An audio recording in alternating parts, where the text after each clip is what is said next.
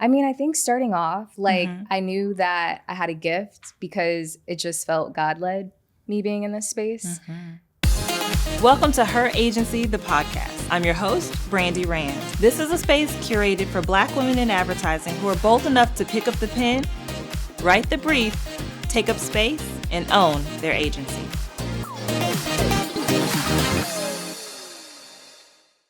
Welcome to another episode of Her Agency, the podcast. I'm your host, Brandi Rand. Full transparency, y'all. This is a super dope conversation with a young lady who is making waves in advertising as a strategist at a very young age, who's pouring back as a mentor and just a energy seeker and an energy giver. When we talk about transparency, y'all, we just met and the vibes are here. She is so ready to give you guys what you need to make your next move your best move, to know how to leverage strategy, and to remind you to build your own brand before building others. Welcome to Her Agency, the podcast, Alicia Harris. Thank you. Thank you for being here. So we're new friends. Yes, very new. Yeah, very, very new. And I love that for us because I think this speaks a lot to the organic nature of just attracting energy, vibing, and just attracting the right people at the right time and just like manifesting things that should come to fruition for the benefit of the collective. So here we are. Absolutely. I'm Here a we big are. manifester. Yes, manifestation is key. I cannot wait to get into your background, your success at such a young age. But first, before we kick off, Yes. I ask everyone the same question when they come to Her Agency. Okay. Tell me one time when you used your agency and you were super proud in your career. Yeah. I think that's most recently, honestly. Okay. So stepping into a new role as a group strategy director at an agency that I've always loved and admired. I think that I've been met with a lot of challenges, and owning my agency has looked like speaking up for myself and speaking up loudly. Throughout my career, I've just really focused in on two things, I've realized, just as I've reflected on myself. And those two things are being really, really smart. So perfecting my craft in every single way, reinvesting in myself, all of those things.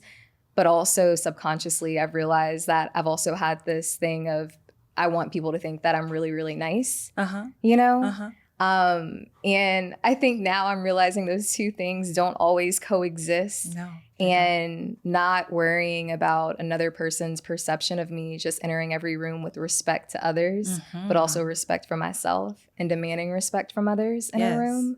And so, yeah, owning my agency has just been like stating my POV in a room, stating it strongly and standing on it. Of course, in collaboration with my team and my creatives and our strategists and our account people, but also not letting someone kind of deteriorate like my frame of thinking or even just my ability to lead a team. Absolutely. Based upon just them not liking me or not liking how loud or how assertive I am in a room or how passionate I am in a room when I'm presenting an idea. So yeah, I think I'm most proud of my ability to state what I think and state it strongly. I love that. I'm going to touch on a point you said is something that I tell people all the time is walking in the room like you know you're supposed to be there. Not backing down, not shrinking, not playing small. I think in our industry, we have to do that. You've got a lot of things going for you, though, right? As far as like something that someone could assume that you can't deliver, right? First of all, you're Black in advertising. That's number one. Number two, you're a woman. And number three, and what I'm so interested to dig into, is you've reached a high level of success at a very young age. Yeah. And so when we look at the trajectory of Black people in advertising, specifically women, the attrition at the lower levels and the mid levels is very high. Yeah. Which is why we don't see enough of us at the senior levels. Can you talk to me a little bit about your role? Yeah. First and foremost, and then what fortitude or what did you pull from to be savvy enough to get to such a high level at such a young age? Yeah. So group strategy director is really all about growth. Growth for the agency, like how are you bringing in new business, whether those are relationships from previous agencies, previous work, new work, etc. But growth for the agency, growth for your clients, So not even really just focusing in on the work streams or the projects that you currently have, but like what's your vision? You know, like at not lower, but like more junior level roles, you're really just focused on doing strategy right and knowing how to do strategy. And now it's just like, how do you grow businesses, you know? So having the foresight to see that. And then lastly, like growing talent. And that's the thing that makes me the most joyful to go inside of work every single day is like, how do I continue to create a sphere of safety for my team so that like I don't know what they're fighting when they leave our doors, but I can make sure that I understand what they're fighting inside of our doors and make sure that they don't have to fight so much, you know? So that's been the GSD role for me. And as far as like how I've gotten there, honestly, like I just really fell in love with strategy. Because I fell in love with writing. And strategy is writing and telling stories and narratives.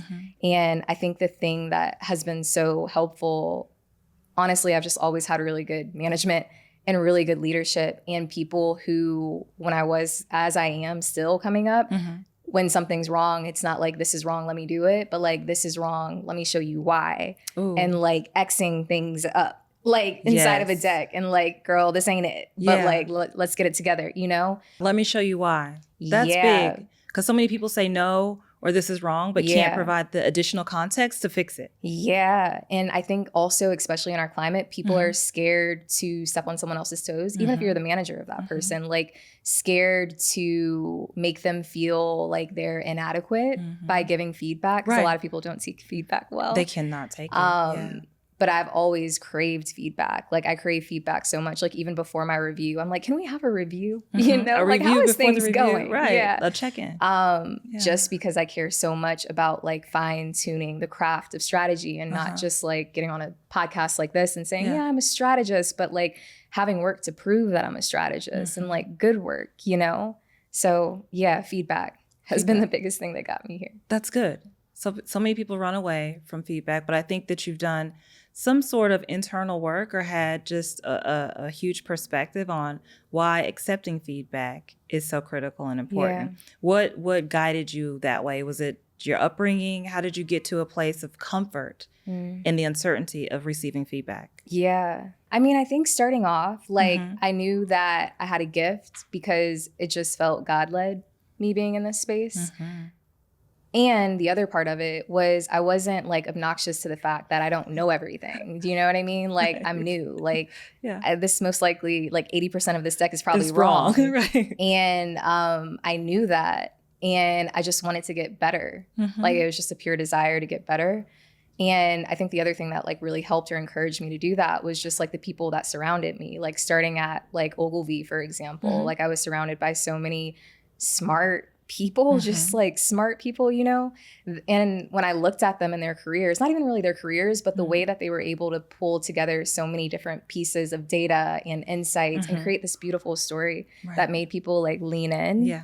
I was like, there's magic in that. Like, I want to do that. You know, I want people to be attuned to like every word that I say in a room as well.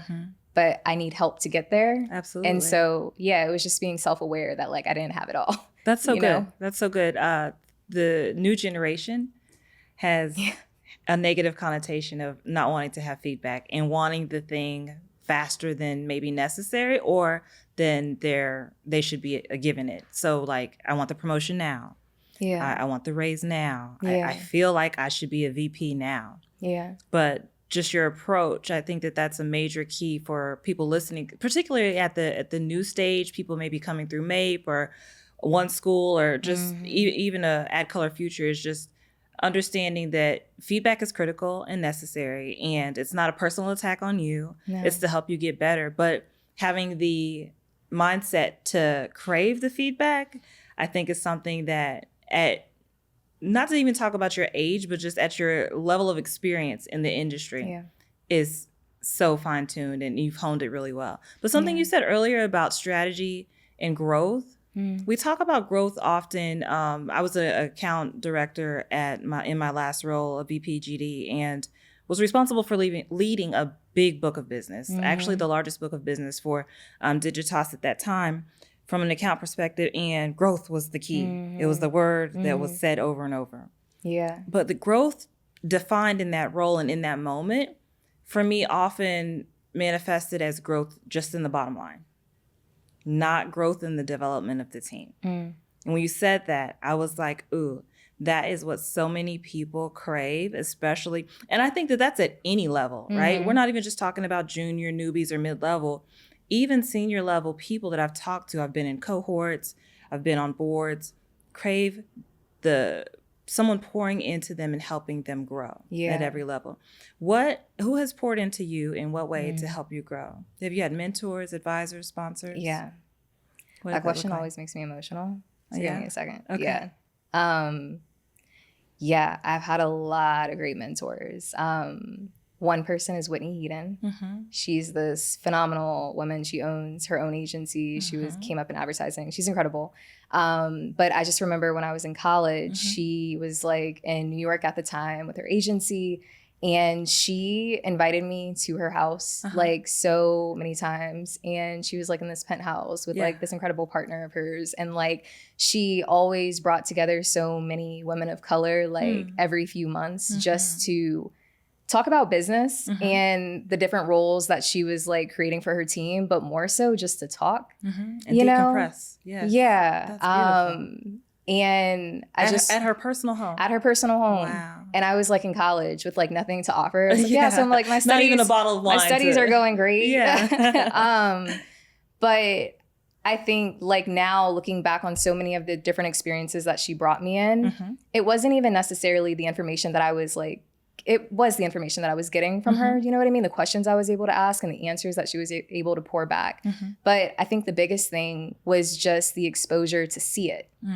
Just like sitting back and seeing her run her business and all of these other Black women run their businesses, and me being in college having the aspiration to do that. Even when I didn't understand the answers they were giving back to me, I was like, yeah, cool, I'm gonna run with that. Absolutely. Like even when I didn't even know how to run with it, just being exposed to that type of energy and like seeing real life examples was everything for me. And so, yeah, she was definitely a huge person that poured into me. And I'd even say my manager now at Translation, Sandy Preston, she's our CSO. Hey, Sandy. Sandy and Chaucer, our CMO. They're just really incredible leaders, and they lead with like a soldier lieutenant. Like they like to be with their troops. Oh, in the trenches. Yeah, yes. They like to be with their troops, and I've never seen leadership like that before. And they pour so much daily, not just like leading from a C-suite, view, but really getting down in the trenches with us to, again, understand like, hey, this is great, but it could be better. Absolutely. Like I think within Translation, like we really have this power of really understanding culture unlike any other and being able to expose clients to it in a way that translates culture, and so they're just always pushing us like, yeah, we know this is good, or they'll think this is good, but we know that it can always be better because we're on the ground in culture building it here with you. In it. Yeah. So yeah, I'd say Whitney Heaton and my current leadership. Yeah. Well, shout out to that. Yeah. And I'm excited for you because your current leadership is going to help you navigate the current environment. So let's just talk about shifts in approach to taking strategic insights and bringing them to fruition in campaigns and just really selling it into clients. What are you seeing any trends in how it's changing? Are clients like pulling back on accepting strategies from you as an agency? Because I remember I did a short stint in strategy and we would pull amazing insights.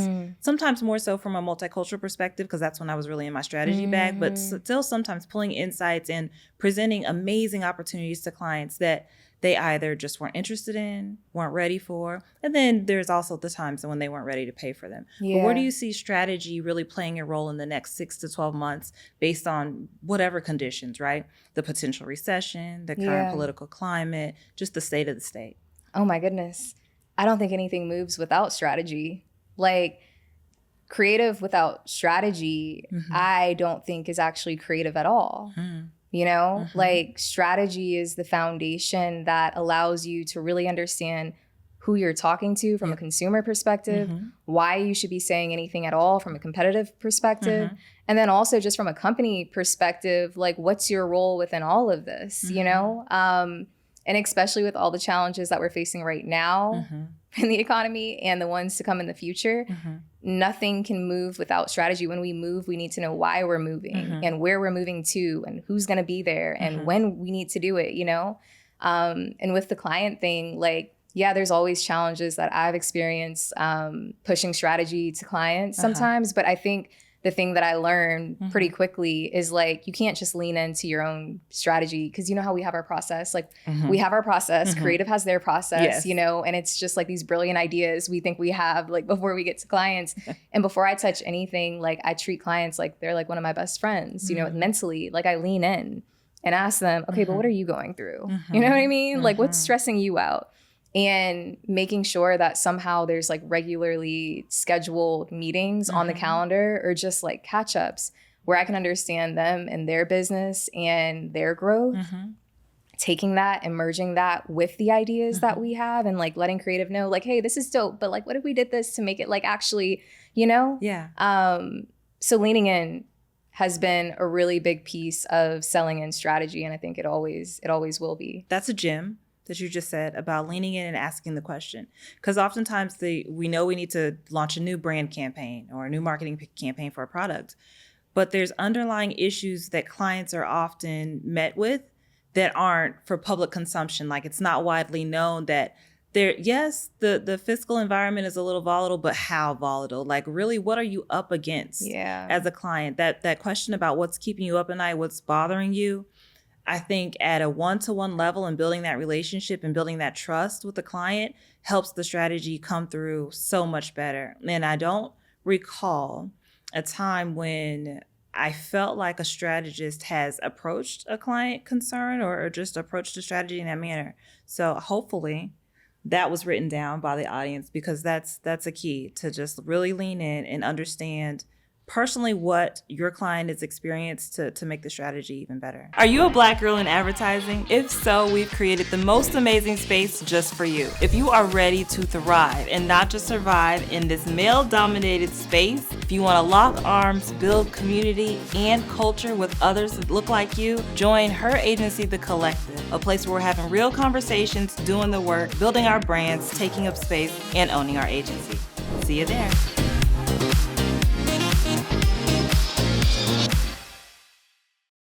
Yeah, because like no matter how sexy the idea is, Yeah. it's like they got 10,000 other things to worry about. Absolutely, like they're not they even do. thinking about like how to capture. You might not even be on the to-do list today. Absolutely, yeah. So know that and be aware of it. There's something that you said in our conversation earlier about the through line and how that ties so much into strategy. Can you share your perspective on that and what that means to you in your work? The through line as far as the strategy, the through line to the work, like so from strategy all the way to, I guess, execution. Yeah. When you talked about. Yeah. So I think for me, it's understanding like the core of what we're actually trying to do first. What are we trying to do? And dissecting that to a point where I can understand like, all right, well, what's the real heart of the story? Like what's the why within all of it? Translating that into a narrative. And I think one thing that often gets lost within strategy is it's like once we figure out what our story is because of our problem and all those things, we create this beautiful deck and we brief in creatives and then we're like, ta-da, our job's done. You know what I mean? Like call me if you get lost. And I think a really great strategist, you know you're a good strategist when your creative team comes back down the stairs to you and they come to your desk and they're like, hey, look, we're thinking about this idea. But what do you think? Like, is this actually aligning with the strategy? The question, is this actually aligning with the strategy, is sometimes a question you'll never hear from a creative team if they don't trust you. Because like they're just going off into their own land, making these dope ideas. And it's like, can we backtrace and like try to make the strategy fit into this? That's like never the way. It's more so like, how can strategy partner with creative to make sure that like that strategy comes to life in their ideas and you can see it clearly, but also in a way where you're not putting handcuffs on the creatives, making them feel like they're chained to this one singular thought, like being flexible. And then, of course, all the way into production, like whether it's an event, making sure that the story that you're trying to tell is still alive and well in the end execution. I think that's just like the beautiful through line of strategy from the beginning to the end. That's so beautiful.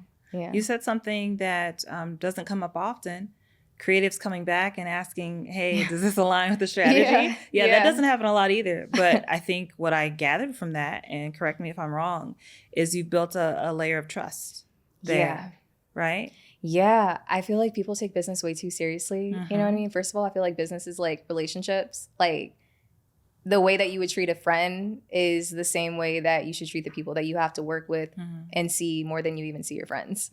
You know, like, so I take my creatives out to lunch. Nice. Like, I just like pop up at their desk randomly with chips, like, and chat. But like all Food of goes those, a long way. Always like all of those small informal things, like always add up. So like my biggest thing is like, if we're going to fall on the sword, I just want to fall on the sword together. Like if we're presenting a deck and it gets to a certain part in the creative presentation where the client's like, no, this doesn't really make any sense. I want to be able to feel like he doesn't have to fall by himself on that sword. Absolutely. My creative, like, no, I'm going to step in. I'm going to give my POV too. And we're going to, if it dies, cool. But like, it's not all on this one person. All the weight isn't on this one person. And I want to feel the same way about my strategy. Like if we get to a point and clients like, you don't want to be the only one. Like, no, it works. I promise. Yeah. You know, like you want to feel supported as a team. And I feel like the only way to do that is to like take our ties off sometimes and just be normal people and build relationships just like you would build them anywhere else. That's so good. That's so good. The ability to co-sign on the work from a different capability that's when it's chef's kiss. Yeah. That's how you know everybody's marching on the same beat and everybody's advocating for the work. Because there's seen a few times in my day of like creatives just getting bashed over the head and as an account person having to jump in and fight for the work, right? Because clearly like I don't know that clients trust us enough to know that when we come to the table with something, everybody's on board. Like when we come as an agency, like it's one band, one sound. Like the account team's down, strategy's down, creative created the work, right? So I think I've seen too often in the rooms where the other capabilities were silent and not championing the work. Yeah. And sometimes they're silent because they weren't even a part of it. Ooh, say that. You know? Say that the people presenting weren't a part of doing the work. Yeah, because you didn't open up your door and bring people in because it's like your way or the highway, you know? Like I love that you create a space for people to feel open enough to build community with you and you know, going out to get lunch. Tell me what community has meant for you throughout your career. Wow. Again, everything. So I don't think I'm anything without my community. Like my community that I've built through like MAPE and the 4As and AdColor and like all of these organizations, but even outside of that, like through internships and just having a sounding board to go to outside of my agency and feeling like I have somebody to go to outside of like my corporate environment. It just makes you feel like everything's okay, even when you don't think like the entire world is like crumbling. You know what I mean? Like, that's what community is for me, just like a safe space. And I'm so big on making sure that I'm creating the same thing for other people, like family, friends, mentees, everything. Just like, you want to talk about salary? Let's talk about salary. Yeah. Like, you want to talk about like politics? Let's talk about like, just let's talk. You know? So yeah, that's what it's been for me. That's good. So you were a AdColor Future? Yeah, you got the honor a couple years ago. In 2018. And I was interested to know, because you said when you're doing work in 2024 with AdColor, producing events.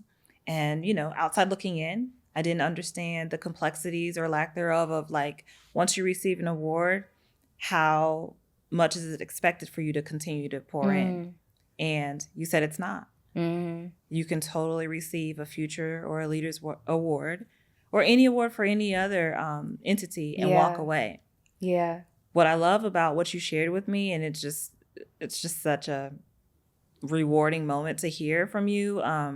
You pour back in. You pull back up. But here you are this year. You got the award in 2017. Here you are this year, 2024, pulling back up. Tell me the work that you're doing with AdColor this year and how fulfilling it is for you to pour back in. Yeah. So I'm a co-lead for the hackathon committee.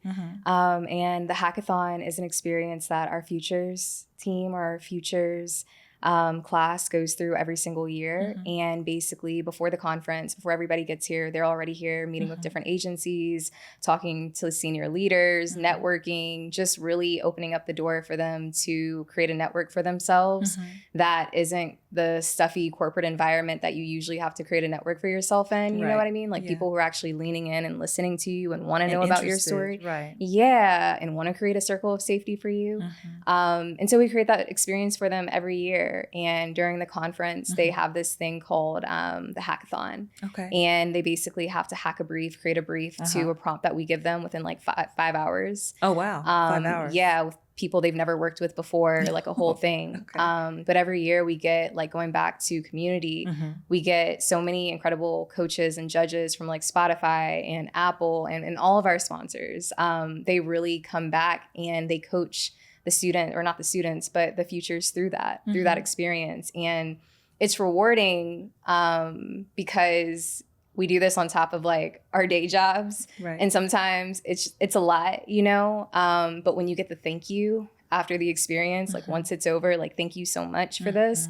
It's just, it makes it everything that it was for you.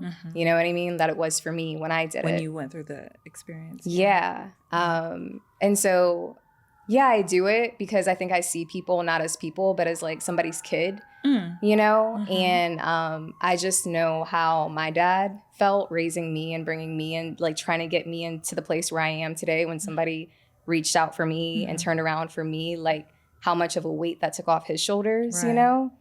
And I know that's how parents feel, you know? So when I'm able to turn around and do that for, yes, the person, the future, but also the family that they're attached to, is like everything. The ripple effect. Yeah, that's absolutely. a big deal. Yeah. You talked about pouring back into people, building community, being a mentor, but we oftentimes don't look outside of that individual that's our colleague, and the impact of us pouring into them can make for their home life, for their community, for people that they want to mentor in the future.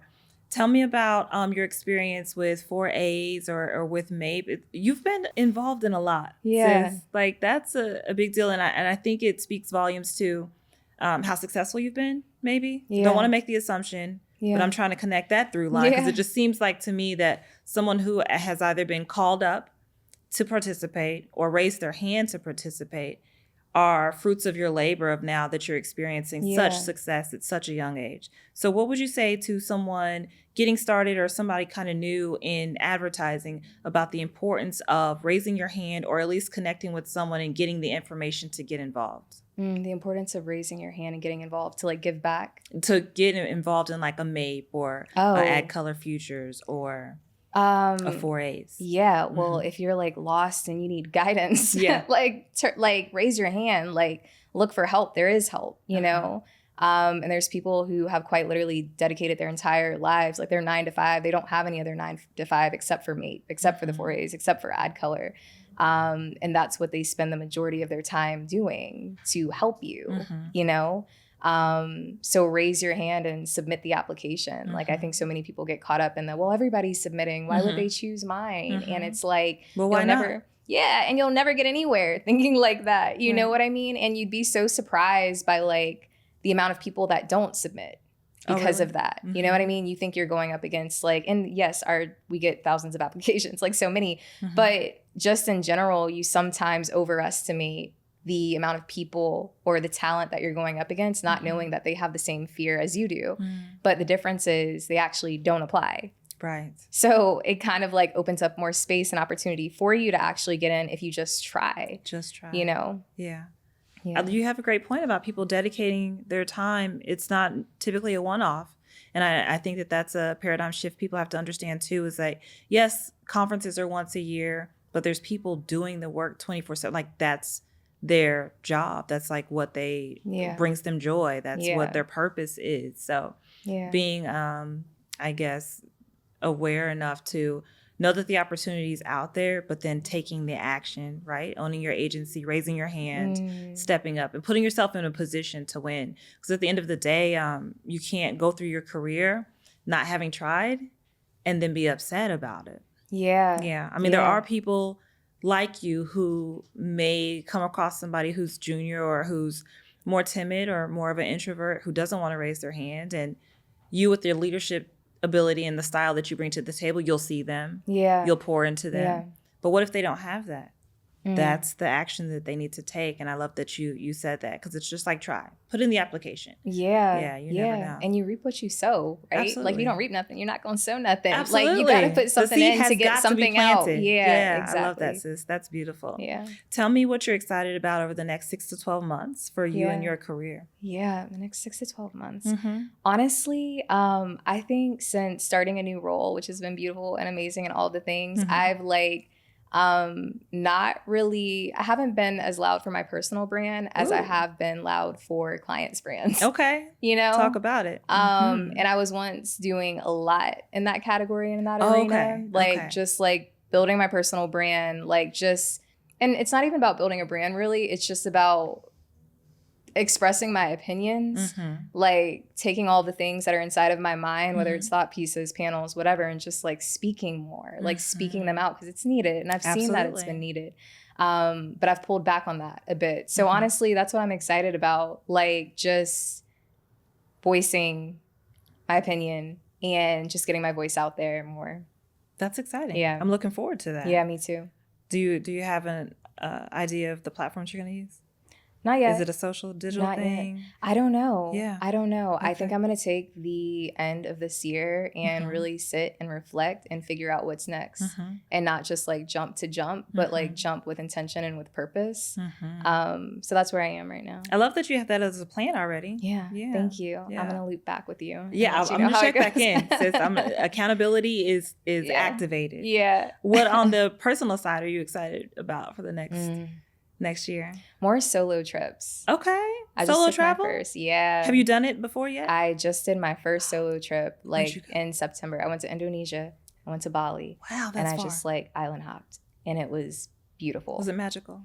I could hear myself. Ooh. You know, like New York, you hear everything except for yourself sometimes. You know, and so taking that time was just so fulfilling, and I realized I need to do it every single year. And like not wait on people because you'll be waiting forever sometimes. Yes, you will. So solo trips, yeah. Wow, solo trips to Indonesia. Yeah. And then the end game was that you were able to hear yourself. Yeah. Reflecting, journaling, like praying more. Yeah. It's very necessary. Oh my goodness. Very necessary. Yeah, that's going to fortify you in ways that you don't even know right now. Oh my gosh. And like not being afraid to take the break, you know, like stepping away from work. And not being afraid to go that far.